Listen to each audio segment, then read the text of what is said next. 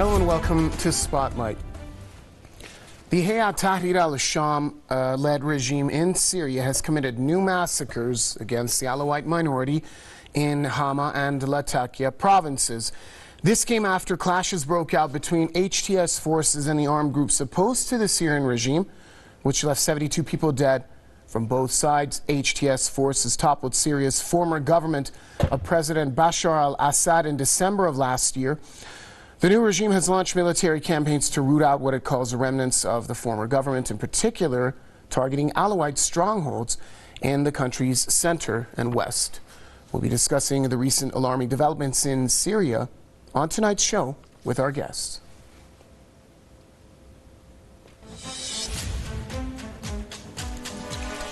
Human rights activist Mohsen Naqvi is joining us from Houston, Texas. And also we have journalist, activist, and director of Palestine Aid Belfast, Fra Hughes, from Belfast.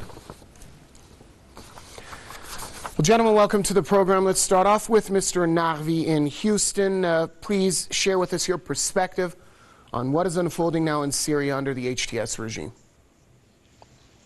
Well, this was expected. The way HTS was able to topple Bashar al-Assad's regime and take over Syria, and the way he is now visiting state officials, and his international visits are not limited to just West Asia, but he's going everywhere and being welcomed with open arms.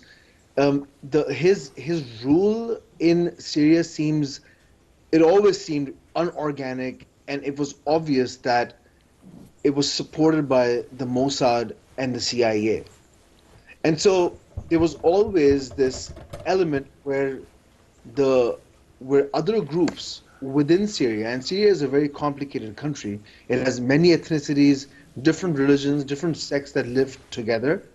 So it was just a matter of time when there would be a retaliation and the advent of an opposition group. And as Reber also said, that it will be the youth of Syria that will decide the fate of Syria. And so we're seeing a small opposition brewing, a small resistance also brewing against HTS in general. So let's see where this goes. I believe this is the beginning of many other retaliations by the opposition forces. Sure, and Mr. Fra Hughes, how do you view the recent massacres being carried out against minorities, albeit by many accounts these massacres started from the early days of the HTS takeover of the country, and they're just now becoming more public? Yes, well, the first thing that comes to my mind is that both Al-Qaeda and ISIS had a war cry of Christians to Beirut and Alawites to the grave, and I think that's what we're witnessing.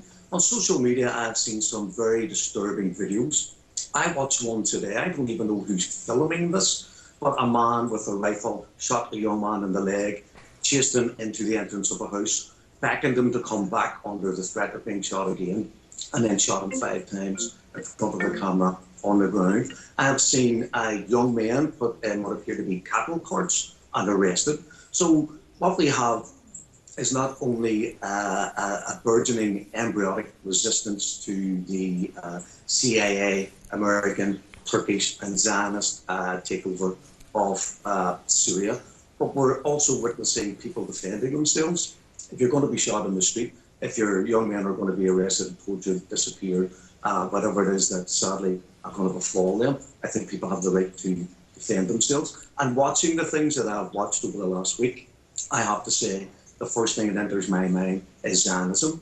What we're watching HTS do to the Alawites and other ethnic minorities in Syria is exactly what the Israeli Zionists are doing in Gaza. It's a purge, it's ethnic cleansing, it's the excuse of tracking down the former remnants of the Syrian Arab army, and it appears to be the remnants of the Syrian Arab army who are the backbone of this new military council, which is called on everyone in Syria who believes in justice, who believes in everyone being treated with equality under the Constitution to come forward and fight what is a sectarian, ultra-Islamist version of government, which I think everyone in the right minds would be opposed to.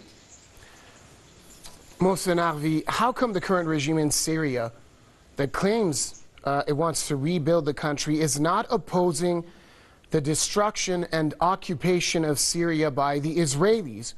Shouldn't they primarily be concerned with preserving their country's borders? Absolutely, and this happened the very day that HTS took over Syria, that all of their military sites, any defense capabilities that they had, the Zionist regime destroyed them.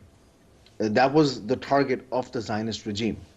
And when those military posts were targeted by HTS, which were responsible for the anti-defense missiles, we saw that, we know for a fact that those units were specifically placed to counter the Zionist regime's aggression, especially on the Golan as well. And so this is why when different analysts, when they say that it almost seems as if this was something that was orchestrated by the Mossad, by the CIA, and then obviously it is obvious that the history that HTS has with ISIS, with Al-Qaeda, the ideological links that they have, and also then their connections with the CIA, which are now a matter of record, it's not far-fetched to believe that this was a way for the Zionists and for the Americans to neutralize Bashar al-Assad, an ally of Hezbollah, an ally of the Islamic Republic of Iran, to gain geographical and strategic advantages over the axis of resistance. But then we see that history tells us that their analysis, they keep making mistakes on their analysis. And one of the mistakes is the fact that there are still existing units from Bashar's government who have fought alongside the axis of resistance in the past that haven't been neutralized. This takeover was inorganic. They've gone underground. And so we see a sudden rise of these military guerrilla forces, and we'll see them in different parts. Yes, this time we saw this in the region of Tartus, which happens to be a stronghold of the Tiger forces in Syria. But there are many different factions and militancies in Syria that can rise up and which will rise up against HTS. Because let's not forget, this is not the first time that Syria is experiencing a clash with the likes of ISIS. They've done this before. From 2009, 2013, it's happened before. So they know what they're dealing with. It's a matter of time when we see more resistance. Fra Hughes, an analyst that we spoke to here on Press TV earlier, said that HTS has been tasked with the balkanization of Syria. Do you agree with that assessment? 100%. I was actually going to say that myself. If you think about that plan that they had, I forget the name of it, where it was to take over and dismantle 7 countries in 5 years. You think that they're talking about the war in Ukraine. They want to extend that into the balkanization of the Russian Federation. What they want to do is leave.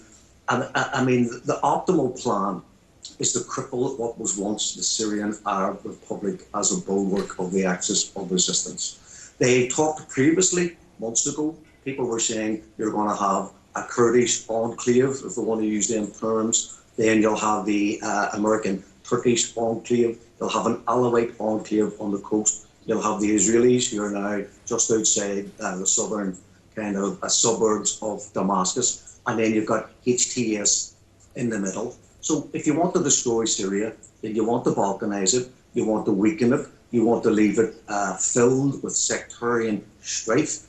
When the Americans and the British went into Iraq, I'd never heard of car bombs outside mosques until that American-led and British-backed illegal occupation of Iraq. And I've always believed that it was the CIA or Mossad or MI6 who started the car bombs to create the tension within the Sunni Shia Islamic faith, with the idea that while the people are fighting each other, they cannot fight the interloper. And if you look at Syria and you look at what's happening, you could very well see it suits the Israelis to sit back and let all those Arabs all murder each other the way they did between the war between Iraq and Iran, being a weakened state, being balkanized and not being a threat to Syria or indeed Western imperialism in the region. Sure, and the plan you were looking for was the Odet Yinon plan, Mr. Hughes. Let's go back to Mohsen Naqvi in Houston. Why aren't Western countries being more vocal in condemning these massacres in Syria? Well, it is quite ironic, the silence from the West. One would imagine that there would be, that at the very least, there would be some kind of a performative condemnation of HTS. But we've seen that Europe and the West in general has had a history of hypocrisy and double standards when in their foreign relations. We've seen that while they are proponents of democracy, we see them supporting monarchies in West Asia because it benefits them. And while they are against so-called fascists, as they call Bashar al-Assad a fascist, but they are in support of the likes of Jabrani, who was an ex-leader within ISIS/Al-Qaeda. So the war against terrorism was a facade, and it is now manifesting itself in its entirety. When you see so-called leaders such as Jabrani, such as the HTS in general, who not a few years back were responsible for beheading innocent Syrians and innocent Iraqis. We all, the world, witnessed this. The fact that now, since Syria has been neutralized as a supporter and ally of Hezbollah and the Islamic Republic, and because the leadership of HTS has continuously mentioned that they do not see the Zionists as a threat, Israel as a threat, that they have other priorities in dealing with other enemies.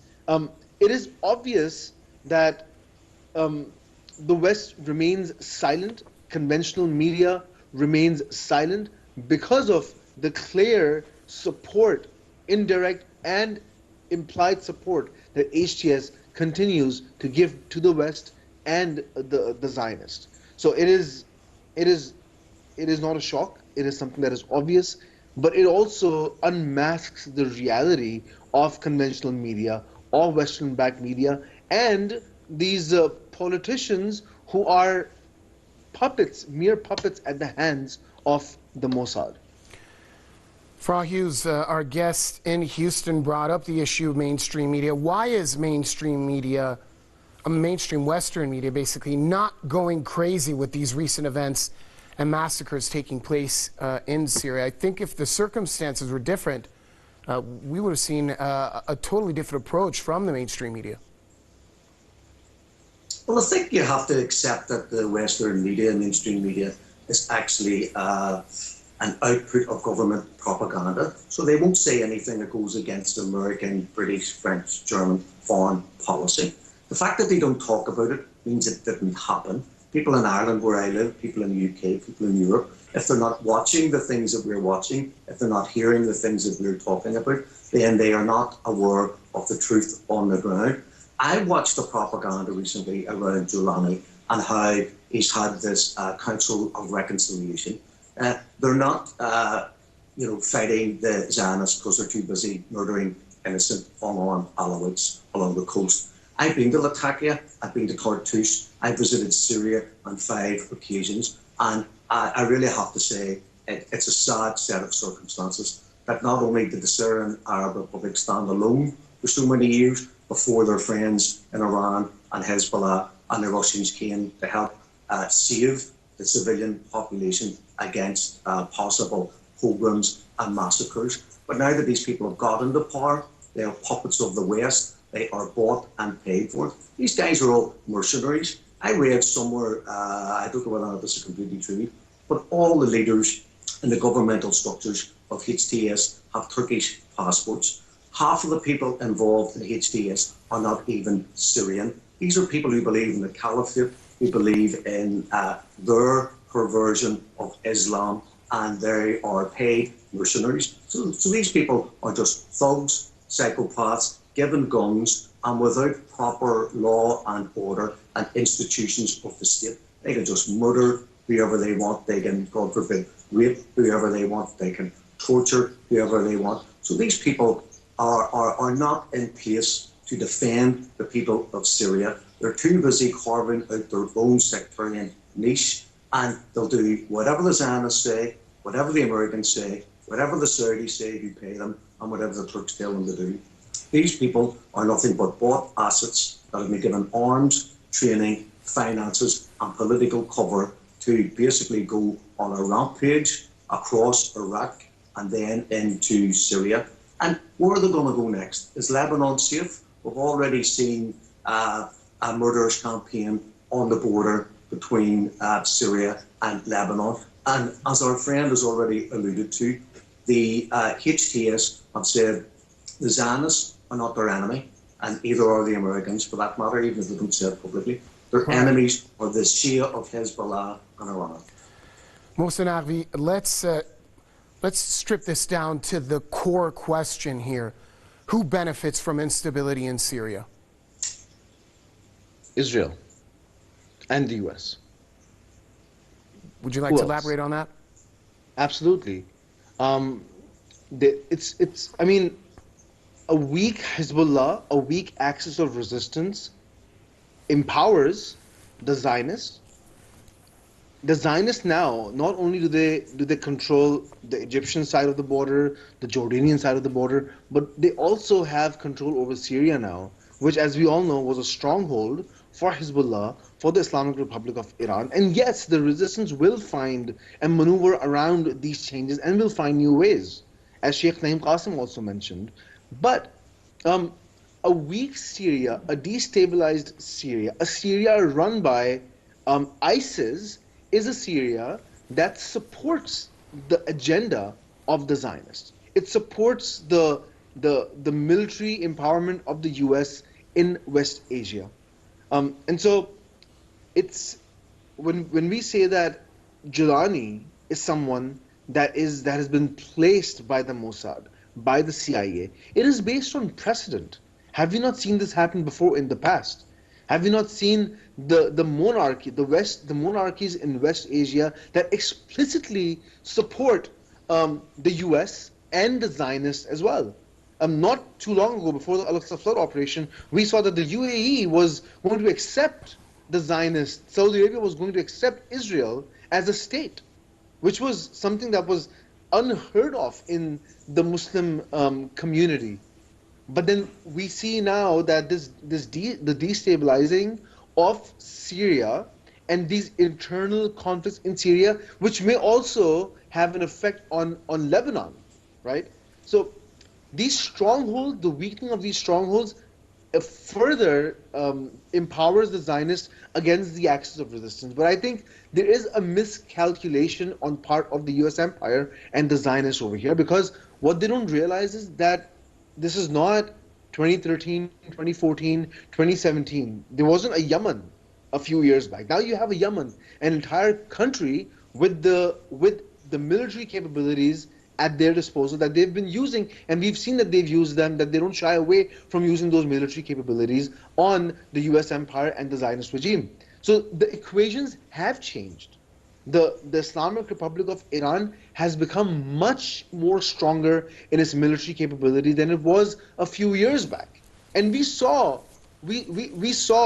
in True Promise 2 and True Promise 1 how the Islamic Republic of Iran was able to penetrate through the so-called defense systems of the Zionist regime. So yes, while Israel and the US do benefit from this loss, yet, as Sheikh Qasim Soleimani used to say, that it is in times of distress and in times of loss when you find the real victories.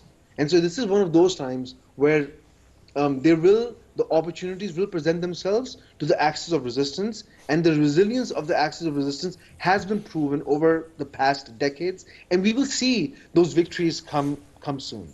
victories such as the Al-Aqsa flood operation, we will see them come back. Farah Hughes, all the arrows point in the direction of the U.S. and the Israeli regime. Mr. Naqvi believes that as well. I want you to talk about that same topic for us. It's a known fact that the Israeli regime supported the very militant groups in power now in Syria for years, working behind the scenes to destabilize Bashar Assad's government in Damascus. And of course, let's not forget Operation Timber Sycamore, planned and funded by the Obama administration, devised for the overthrow of the Assad government. Well, if you get out a map and you sit and you put Israel in the center of the map and you look around them and you see what's happening. I mean, Israel is a white European imperialist colonization of Palestine. We all know that. But they're sitting there looking at a greater Israel. All the people who support the governments in the West who support the Israeli Zionist apartheid regime, they are also white, racist, supremacist, imperialist, former colonial powers like Britain, France, Germany, and now the United States. So what you have is a white European footprint within the Ummah. Now, if you believe that they believe in the greater Israel plan, then you have to defeat Egypt, you have to defeat Jordan, you have to defeat Syria, you have to defeat Lebanon, you have to defeat eventually parts of Iraq and parts of Syria. So this is the plan. So if you just sit back, open your eyes, look at what's happening on the ground, you'll see that every second of every minute of every hour of every day, they are planning strategically for the next 5 years, the next 10 years, the next 15 years, the next 20 years, taking down country after country after country. They destroyed Libya. They have divided Sudan. They have created a mischief in Somalia. In fact, the Zionists are accused of being behind a lot of the violence that's taking place in Africa at the minute, with arming certain groups in order to destabilize certain governments within certain regions. So this is imperialism in West Asia, and the master plan is to have Israel. So you have America, which wants to be the world's policeman, and I believe they want Israel to be their policeman in the Middle East, partly because they're supporting another white colonial settler kind of enterprise. And another part is because they want to divide. How many Muslims are in the Ummah? How many people are in West Asia?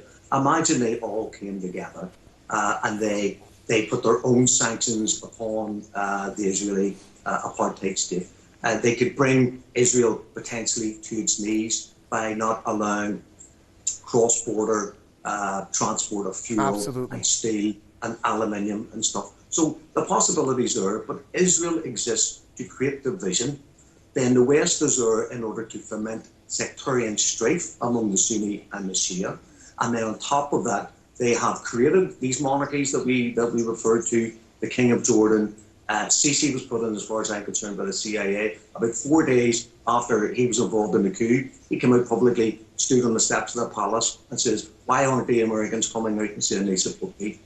And then the American State Department said, we accept that there's a new regime in Egypt. So it's about imperialism and resource death in West Asia. We were running short of time. Very briefly, if you may, what kind of repercussions could there be for stability in the broader West Asia region if this crisis in Syria takes a turn for the worse? Well, as for stability, I'm not quite sure of, but one thing is for sure, that whenever there is injustice, there's a reaction to that injustice, and we have seen that manifest itself with the recent opposition fighting against HTS.